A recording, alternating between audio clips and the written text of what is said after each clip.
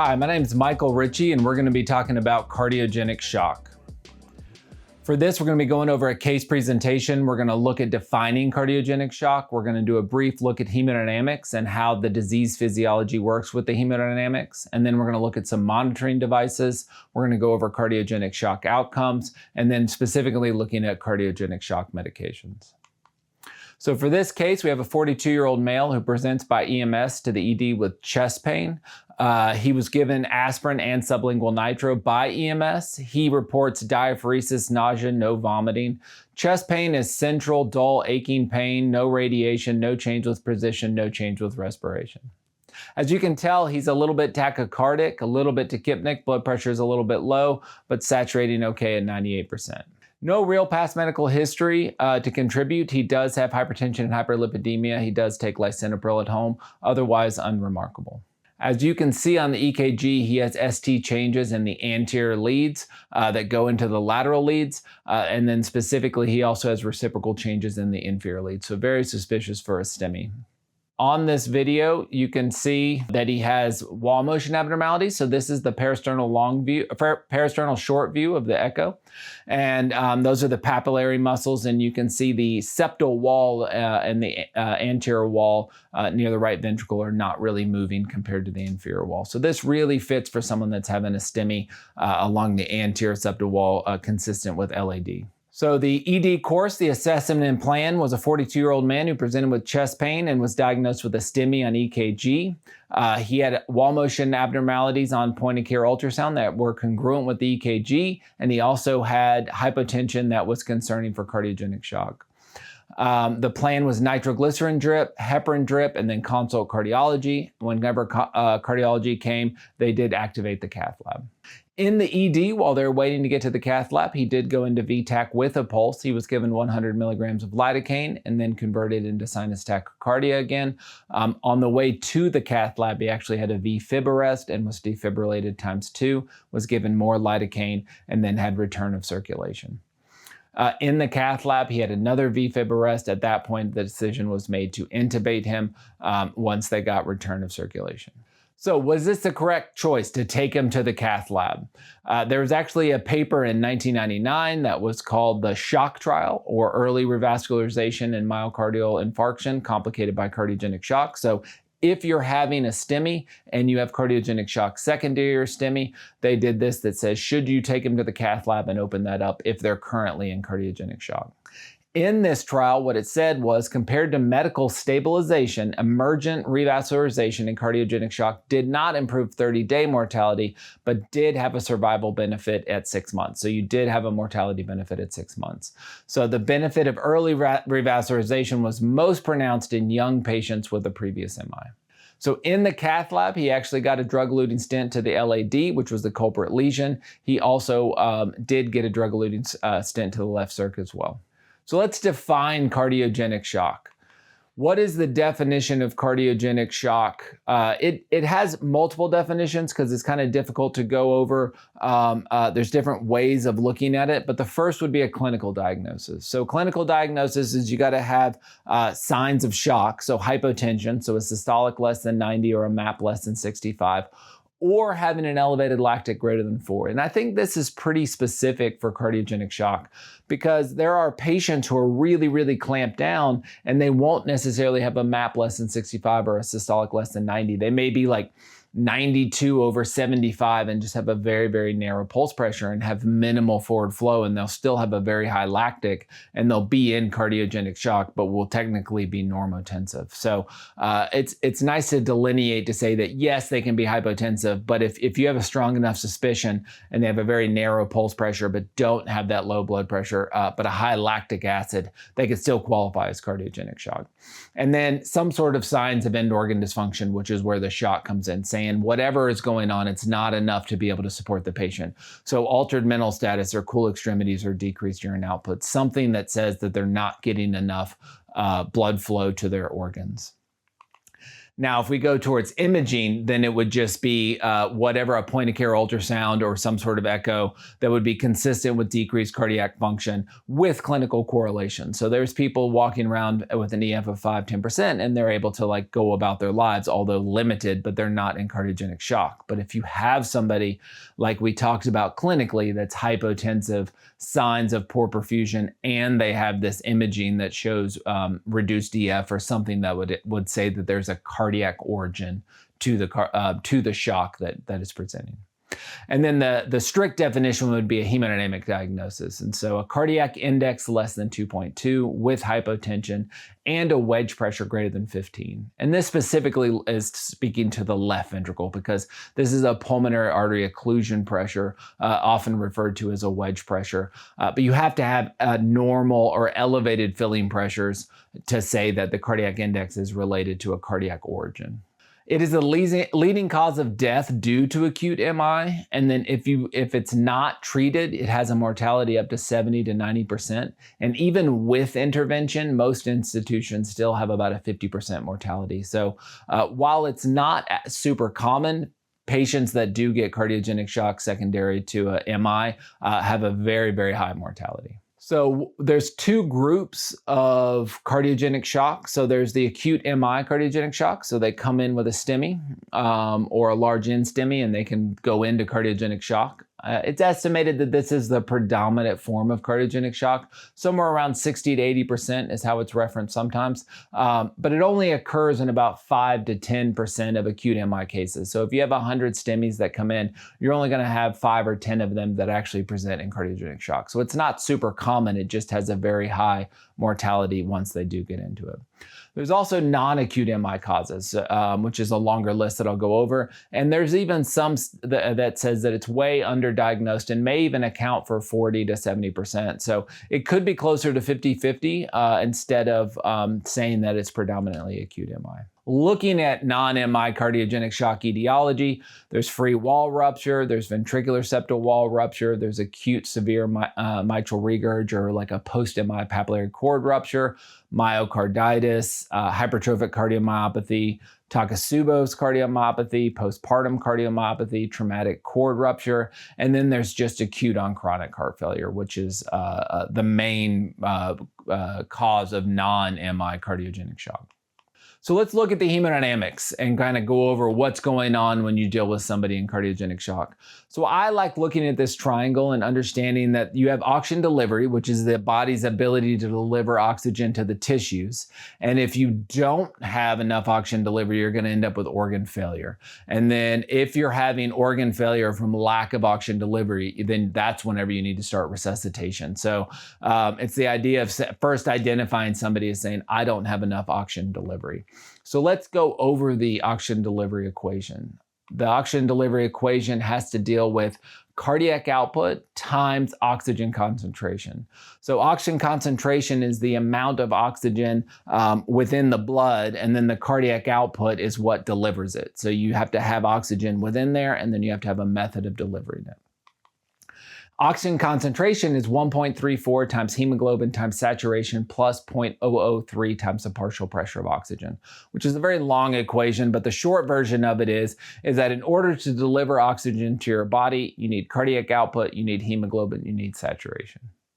All right, so we're going to break down cardiac output. So cardiac output breaks down into heart rate times stroke volume.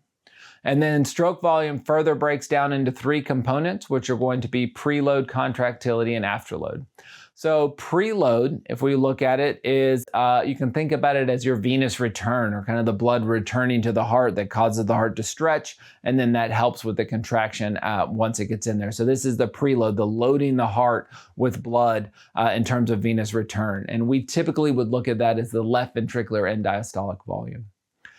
Contractility deals with LV function, and when we're looking at LV function, we typically will just use EF as a way of kind of getting an idea of how good or how poorly the heart is squeezing. And then afterload has to do with the systemic vasculature, how clamped down they are, and so we look at systemic vasoresistance whenever we're dealing with afterload. So let's look a little bit more into preload. So preload, again, has to do with how much venous return is getting to the heart to allow that the ventricle to stretch, that then kind of loads the heart up for to allow that contractility. And so in red is the Starling curve. And so as you go further and further up, more and more blood, you go higher and higher up the Starling curve, and you get more and more cardiac output until you reach a certain point, and then it plateaus and even descends to say that you're not where you need to be and you're going to start going down the descending pathway. As you can see here, the worse your heart functions, you can see how the Starling curve changes. So it does not take much blood, if you look down in heart failure in the blue, for them to actually start going on the descending limb of the Starling curve, where fluid is actually harming them. It's over distending the ventricle and it's causing a decrease in contractility, versus being on the ascending limb of the Starling curve, where we're actually able to improve cardiac output. When it comes to contractility, we typically just use EF. It's easily reproducible. One of the methods that we use on echo is what we call Simpson's biplane. This is what's being shown here, where they kind of estimate using discs as volumes to look at what the end diastolic volume is and the end systolic volume is, and estimate an ejection fraction. Afterload is a formula. So systemic vasoresistance has to do with anything with resistance is change in pressure divided by flow. So your systemic vasoresistance is MAP minus CVP divided by cardiac output. And then we multiply it by 80 to change it from Wood units to dynes. Normal, we say, is about 800 to 1200.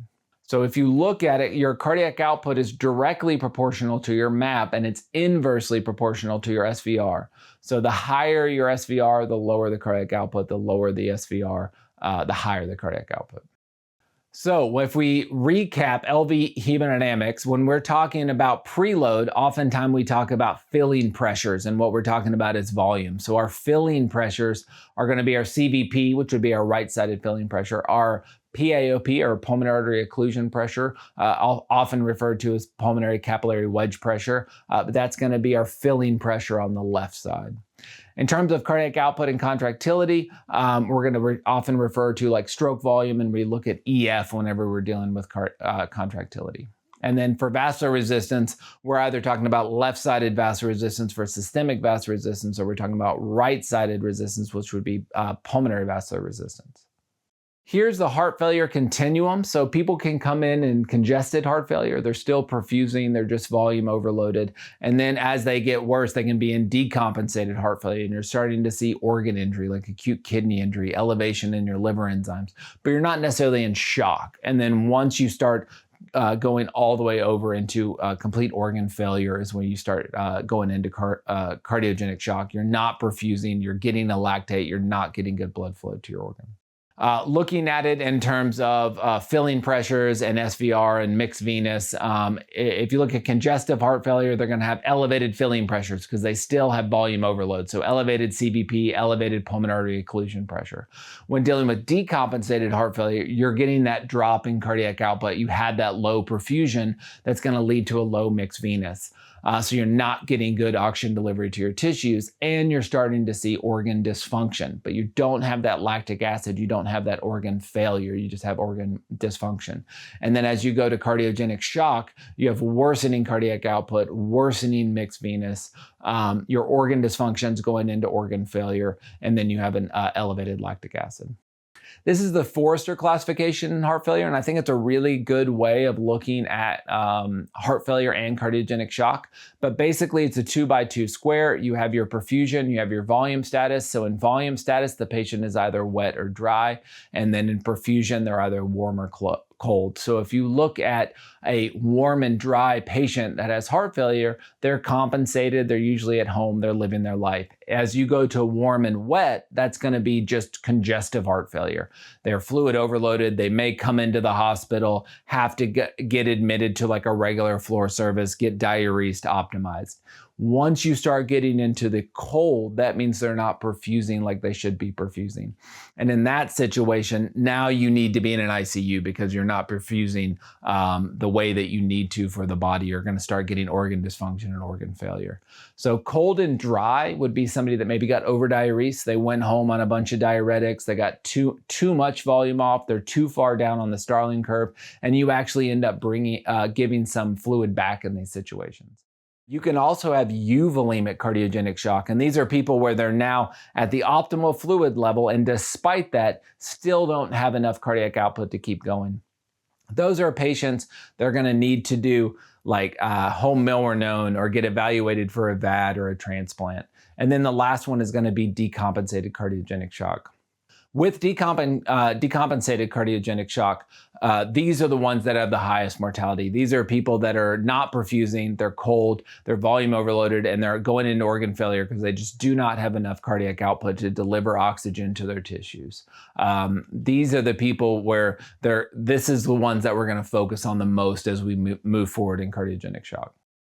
So to write it all out, profile A is going to be compensated chronic heart failure. Profile B, which is warm and wet, is going to be the majority of congestive heart failure exacerbations. And then profile C, it's not as common, so they're either dry or they're euvolemic and still have low perfusion, which means that they're going to have to look for other advanced devices or options because there's not really anything else to optimize medication-wise on things. And then profile D, it's going to be your low output cardiogenic shock, worse prognosis, you're volume overloaded, you have a very low output, and you're not delivering enough oxygen to the tissues.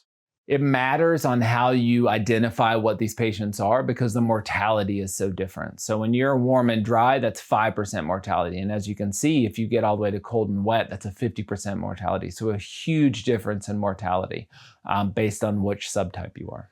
So breaking down cardiac output for decompensated heart failure and cardiogenic shock, we have increased preload, we have decreased contractility, we have increased afterload. So in this situation, what we want to see is how we're going to be trying to treat these people is we need to decrease preload, we need to increase contractility, we need to decrease afterload.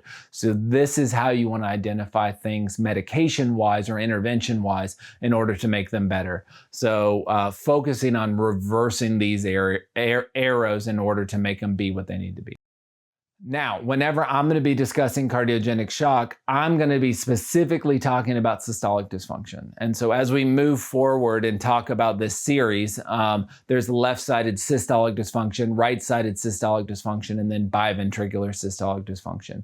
And I'm not going to be discussing diastolic dysfunction or valvular dysfunction or just bradycardia leading to cardiogenic shock. Those would be separate lectures to discuss. Now we're going to look at physiology for this. So this one deals with ischemia as kind of the insult, but when it comes to acute on chronic heart failure, there can be a number of different reasons, but we're going to be specifically looking at cardiogenic shock related to MI. So some sort of ischemia going on, that leads to decreased contractility. Decreased contractility, you also get decreased relaxation, so you're not able to actually let that volume in for the stretch. Both of decreased contractility and decreased relaxation lead to decreased stroke volume. Decreased stroke volume means decreased cardiac output. The body's response to a decreased cardiac output is to increase sympathetic, so increase in epinephrine, increase in norepinephrine.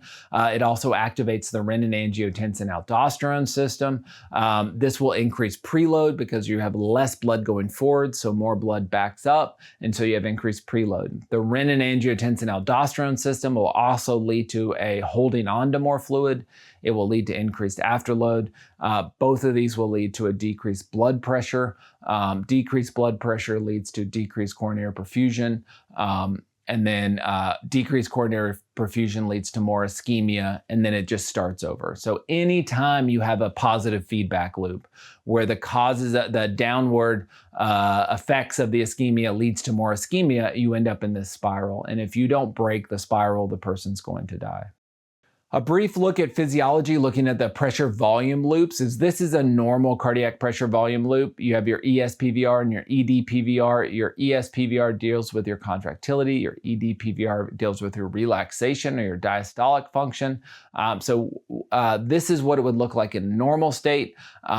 Whenever you look at the people in decompensated heart failure or cardiogenic shock, you can see that they have diastolic dysfunction, they have systolic dysfunction, they're moved way up the curve because they have a lot more volume within their ventricle and a lot less stroke volume. And so overall, it looks a lot smaller and they're super decompensated. So your stroke volume is your diameter of that loop. And so you have a big drop in stroke volume. You also are just holding on to more volume, and you can see how off they are from what's considered normal. Now we're going to look at monitoring devices, and there's a lot of monitoring devices out there that kind of say, hey, this is stuff that we can do looking forward. So there's non-invasive or minimally invasive devices that you can use. This is just a small list of ones that you can do. So you can do bioimpedance, you can do esophageal Dopplers, you can do pulse contour analysis, where we typically can look at A lines in the area under the curve. These are all have pros and cons, and I'm not going to go more specifically into it. One of the big ones that we use is going to be pulmonary artery catheters, or SWANs. And so whenever we're looking at the hemodynamic definition of cardiogenic shock, is that we typically look at these numbers. So we need a cardiac index less than 2.2, a systolic less than 90, and elevated filling pressures. So in this situation, it really helps to be able to have a SWAN in, because you're not going to be able to get a pulmonary capillary wedge pressure or a pulmonary artery occlusion pressure without having a pulmonary artery catheter in place, or it's going to be very difficult to do that. Additionally, you're not going to be getting any PA pressure. So you're not going to be able to get a PA systolic pressure or a PA diastolic pressure. So pulmonary artery catheters had fallen out of favor back 10, 20 years ago, and looking at it, and the data said that it didn't really make a difference. Now, most of this data looked at septic shock patients or surgery patients. Now, looking specifically at heart failure patients with or without cardiogenic shock, is that it actually did show an associated mortality benefit by using pulmonary artery catheters in a number of studies. These are the measured or calculated results that you can get from a pulmonary artery catheter, so you can get a lot of data from it. Some of them are directly measured, some of them are calculated. These ones that have a star beside them are all calculated. So it's a calculation of a calculation. So it's not going to be quite as crisp as the ones that are more like calculated, directly measured. Here's some other derived parameters that we talked about. So stroke volume, we already talked about SVR, PVR, and then stroke work. So left ventricular stroke work and right ventricular stroke work, both of which are calculated. Here's a way that you can actually get cardiac output using ultrasound. So you can do the bedside ultrasound. Step one is you want to do your peristernal long and get a LVOT diameter. And then with your LVOT diameter, you'll be able to get an LVOT area. And then with your LVOT area, then now you're going to do your apical 5, and you're going to look for your LVO outflow tract, and you're going to do pulse wave Doppler of your LV outflow tract. This will give you this envelope that you see here, which is going to be your velocity time integral, and you're going to get your velocity time integral, multiply it by your LVOT area, and that's going to be stroke volume. And stroke volume times heart rate equals cardiac output. So you can get cardiac output data from a bedside echo. And here's just looking at how you want to trace that envelope as it goes across, and it will give you that area under the curve, which is going to be your VTI. All right, now looking at cardiogenic shock outcomes, how do we determine who's the sickest? Who do we need to intervene on? Who needs more advanced support versus who can do medications? So in this trial in 2004, what they did is they looked at all the shock trial data that they showed before, that we talked about earlier. And they said, what is it that showed who did better and who did worse? And what they came up with was cardiac power. So cardiac power is a method that just says it is flow times pressure. So in this situation, it's cardiac output times MAP, and then you divide the whole thing by 451. This will be able to get you a value that has been shown to directly correlate with people's odds of survival or their mortality level. And it kind of makes sense. If you have a good MAP and a good cardiac output, then things are going to be going well. If you have one or the other, if you have a good MAP but poor cardiac output, you still have options. You can use afterload reduction. You have a lot of things that you can do. If you have a good cardiac output and poor MAP, again, you have options. whenever you have a low cardiac output and a low MAP, you're very limited on what you can do, because all of a sudden a lot of these medications that are beneficial for the heart, you're going to kind of lose as we go through things. And then with cardiogenic shock outcomes, you can see that when you combine lactic acid with cardiac power, there's a big difference. So if you have a cardiac power greater than 0.6 and a lactic, even if you have a normal lactic, great survival. But if you have an elevated lactic, you still only have about a 50% survival. And then you look with a cardiac power less than 0.6, then it's significantly lower. So a big cutoff for us would be a cardiac power of less than 0.6.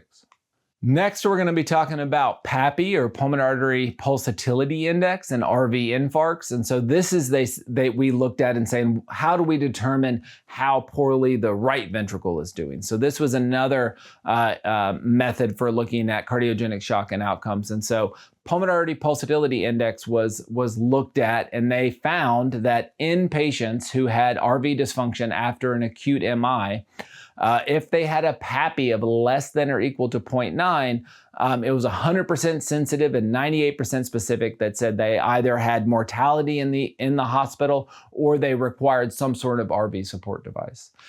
They've since been trials that have looked at it with acute on chronic RV failure, which is the other major type, and shown that PAPI serves as a marker for RV dysfunction and strongly predicts adverse clinical events. And so it actually recommends incorporating PAPI into the risk models when looking at outcomes in this patient population. So PAPI is PA systolic pressure minus PA diastolic pressure divided by CVP. And this actually makes a lot of sense when dealing with the right ventricle. So if your right ventricle isn't squeezing the way that it should, you're not going to have a high pulse pressure. Just as the same on the left side, if you have a weak heart, your pulse pressure is going to be very narrow. Like you're going to be 90/70, or you're going to have a pretty narrow difference. The same thing is going to happen on the right side. If you have an RV infarct or chronic RV failure, you're going to have a decrease in that pulsatility. Also, with a decrease in RV contractility, you're going to leave a lot of blood in the RV. So it's going to get more and more filled with volume, and your CVP is going to go up. So if your PA systolic minus PA diastolic is low, then that means a lower PAPI. And if your CVP is getting higher and higher, that also means a lower PAPI. So if your PAPI is less than 1, then that's a sign that they're going to have a very, very high mortality, and they recommend an RV support device. Now we're going to go specifically into cardiogenic shock medications. So under medications, our options are going to be inotropes. Within inotropes, we have dobutamine, we have milrinone, we have epinephrine, which is also a vasopressor, but can also be used as an inotrope. Dopamine, so this comes up a lot on people wanting to use dopamine as an inotrope. It is a great chronotrope as an increasing heart rate. Using it as an inotrope does have a lot of issues, and we'll kind of go over that here in a little bit. And then calcium is a great inotrope. So if you're ever in a pinch and you need someone to have improved contractility, you could always do some like push calcium. That'll give you some great contractility if you need it. But it's not you can't do it like long term as a drip, but in the short term if you're in trouble. And then vasopressors. So vasopressors would be norepinephrine, epinephrine, and vasopressin. With that, we also have these kind of non-medications that we'll be discussing later on, or at least briefly go over here, is we could optimize oxygen delivery. And as we talked about before, oxygen delivery is cardiac output and hemoglobin and saturation. So improving oxygenation will improve your cardiogenic shock. If they're hypoxic, make sure they're getting good enough oxygen. And then consider transfusions. So if your cardiac output isn't good and your saturations are okay, make sure you've optimized your hemoglobin, because that's going to be able to help out with oxygen delivery. And then after that would be mechanical devices. And we'll go over this in a different lecture, but mechanical devices would include a balloon pump, an Impella, a tandem heart, an LVAD, which would be a more permanent solution, and then VA ECMO would be the other on there. Looking specifically at medications, whenever we talk about medications, this is a very popular table that people look at, but we look at what their vasodilatory properties are, what their vasoconstrictive properties are, any inotropic effects, chronotropic effects, and how that affects the patient's heart rate, MAP, and cardiac output. So if you look here, common medications that we would use, norepinephrine, we typically use it for vasoconstriction, as you can see on there, and it's supposed to be used for MAP and increasing blood pressure. Dobutamine we typically use more for inotropic effects. It does have some vasodilatory properties, but not a lot compared to like milrinone. This one has a little bit of vasodilatory properties. So it may make your, and has a little bit of chronotropic properties as well. So it may make your heart rate go up a little bit, and it will improve your cardiac output just from a contractility, and it may or may not change your MAP.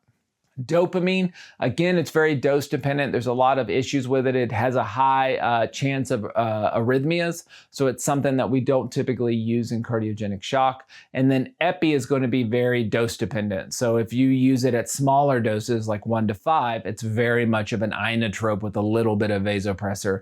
And then as you start going higher, it's less of an inotrope and more of a vasoconstriction vasopressor. And then phenylephrine, you shouldn't use in cardiogenic shock. Milrinone is a very potent inotrope, but also a potent vasodilator, and then vasopressin as a vasoconstrictor, increasing MAP.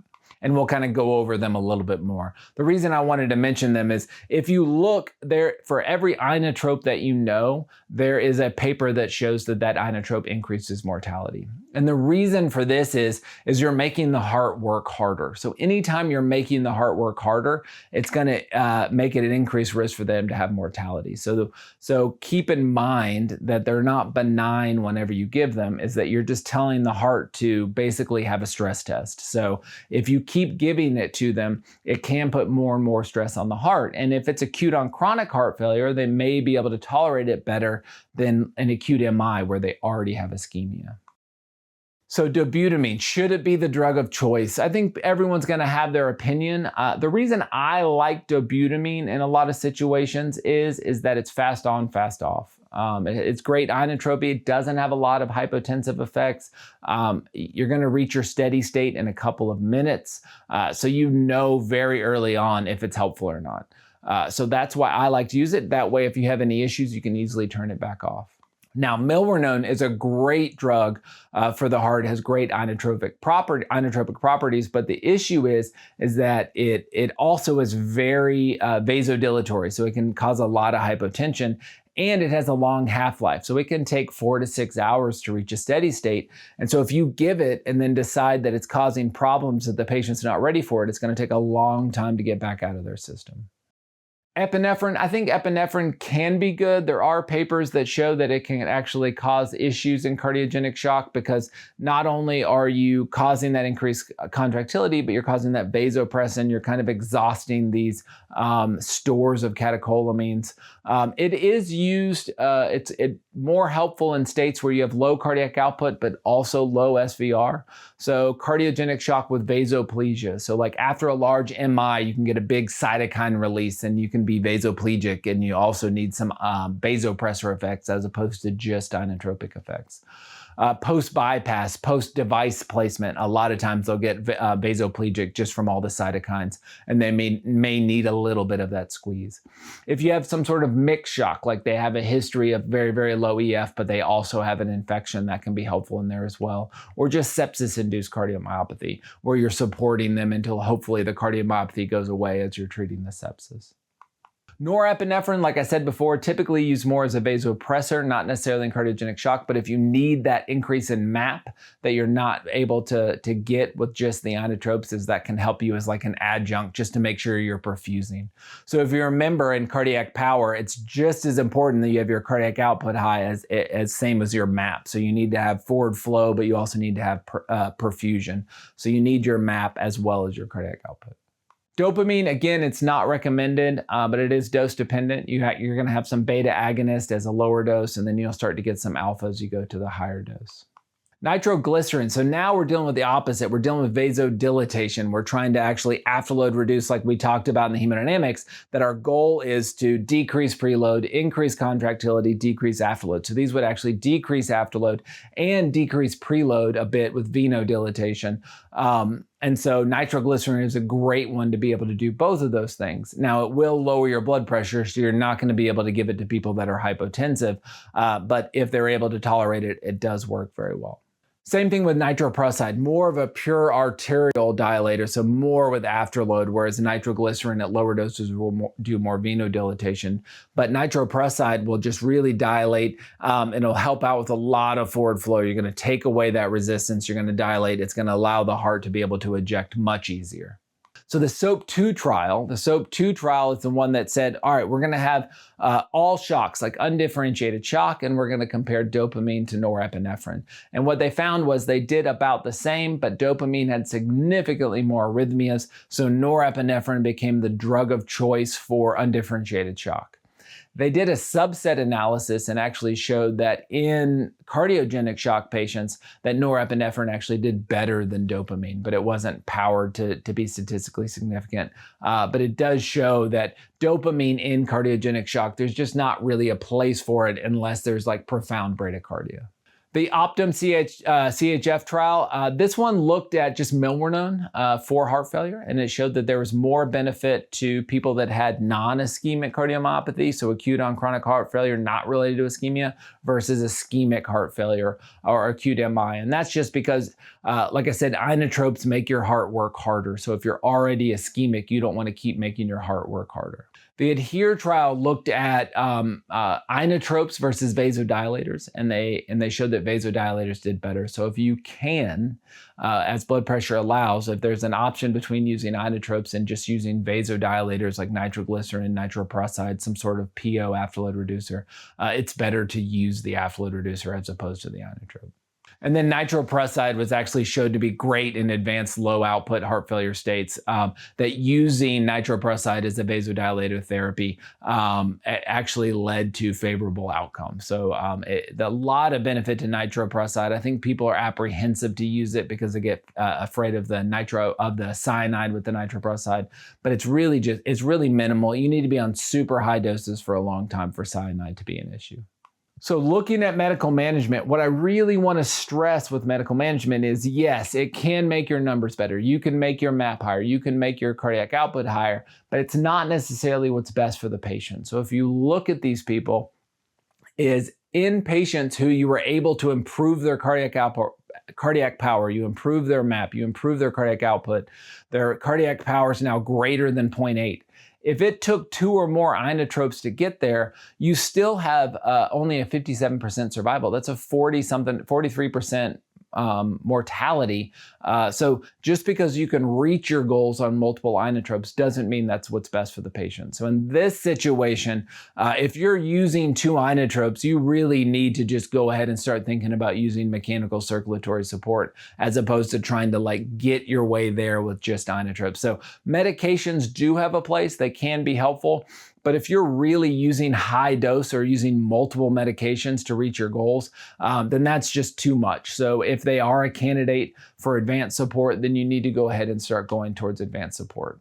So I think that's one of the main takeaways from this is sometimes people think that if you can reach your goals and you'll be on like 10 of dobutamine and 10 of epi and your cardiac output looks good, your blood pressure looks good, but that doesn't mean that's what's best for the patient. So patients requiring multiple inotropes or inotropes with vasopressors have worse outcomes. They need to be escalated to mechanical support. Here's some examples. So you have a 60-year-old male with a blood pressure 106/71, heart rate's 92, lactic is 3, EF is 21%. So blood pressure looks good. They look fine. You can either do some afterload reduction like we talked about, nitroglycerin, or you can do an inotrope if you want, although it is recommended to do vasodilatation. In this situation, you now have someone that has a little bit higher lactic of 7, 98/84. You can see that narrow pulse pressure, that's super high diastolic. So they're really clamped down. So in this situation, I really like to use nitroprusside. It just does that pure arterial vasodilatation, really allows the heart to start ejecting, and there's a lot of benefits to doing that, especially when you see that high diastolic, low systolic, narrow pulse pressure. Here, somebody has a narrow pulse pressure, but they're also hypotensive, and they have a high lactic. In this situation, you can try something like dobutamine with norepinephrine to reach your MAP goals, but you really need to start saying that this person probably needs mechanical circulatory support, something that's going to be able to support the heart while it's trying to recover. In this situation, you have a 45-year-old, blood pressure 72/52, but if you look, the heart rate's 30. So probably a lot of the reason that they're doing poorly has less to do with the contractility of their heart and more to just do with heart rate. So in this situation, dopamine would be beneficial, or you would consider a transvenous pacer to be able to support them if you can get that put in. And then here you can see the wide pulse pressure, so 91/32. So even though they have an EF of 21%, they have this really, really wide pulse pressure, 91/32. So they may have a cardiogenic component, but they also have a distributive vasodilatory component. So in this situation, you could consider epinephrine or some sort of combination where you would have like norepinephrine mixed with maybe an inotrope like dobutamine is also an option, but epinephrine does work well here. And then here you have somebody very narrow pulse pressure, hypotensive, heart rate of 142, lactic of 12. This person just needs advanced mechanical support. You need to get them a device as fast as you can. So let's look at our patient. So if you look, they had a CVP or a right atrial pressure of 15, which is elevated. They had a pulmonary capillary wedge pressure or a pulmonary occlusion pressure of 30. Their PA pressures were 46/31. They had a mixed venous of 42. They had a cardiac output of 3 and a MAP of 64, which gives them a cardiac power of 0.42. So they have cardiogenic shock because they have a low cardiac index. They have high filling pressures. And then they also have a CPO or a cardiac power less than 0.6. So this person would qualify as definitely being very sick. And we typically use a cardiac power of 0.6 or less to define when we should put in mechanical circulatory support. And we'll kind of go over that in the coming lectures. So do they need a device? So like I said, our device options are a permanent device, which would be an LVAD, versus Impella, tandem heart, intra-aortic balloon pump, or VA ECMO. That's going to be at another lecture. We're going to go over all the devices, and then we'll kind of combine everything in part 3 where we go over cardiogenic shock team. Thank you very much.